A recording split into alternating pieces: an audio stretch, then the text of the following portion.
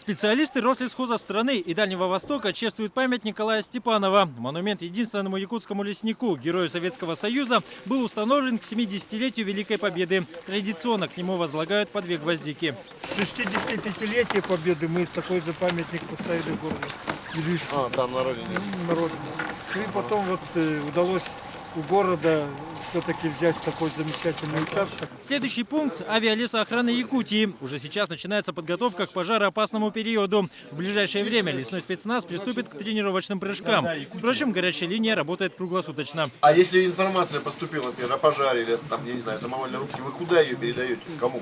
Мы в лесничество передаем информацию. Якутская служба по охране лесов – одна из лучших в стране, наравне с Ханты-Мансийским автономным округом. Такую оценку дал заместитель руководителя Рослесхоза. Опыт работы будет востребован и в других регионах, уверен Николай Кротов.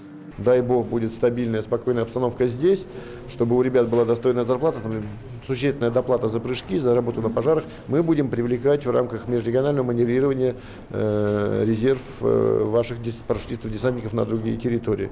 Опыт работы у них на чужих территориях, на смежных территориях, на более дальних территориях тоже есть, потому что специалисты, они очень высокого класса. Площадь Якутии свыше 3 миллионов квадратных километров, а это значительно замедляет и делает дороже переброску техники при лесных пожарах. Сегодня разрабатывается новая методика выделения средств из федерального бюджета. Руководство региона надеется на увеличение объемов.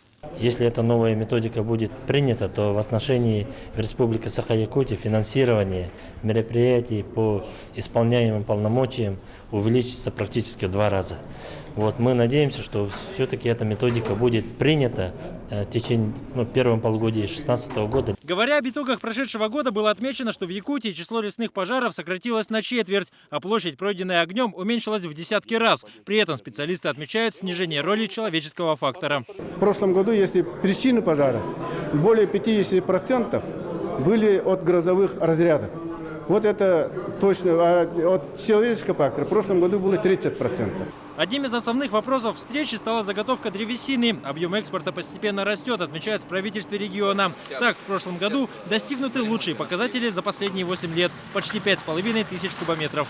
В планах на ближайшее будущее увеличение объемов экспорта древесины до 6000 кубометров. И хотя в Минпроме региона считают, что этот год будет довольно сложным для отрасли, в выполнении поставленных задач они не сомневаются. Дмитрий Макаров, Денис Попов, Максим Борцев, Роберт Набиев. Вести. Якутск.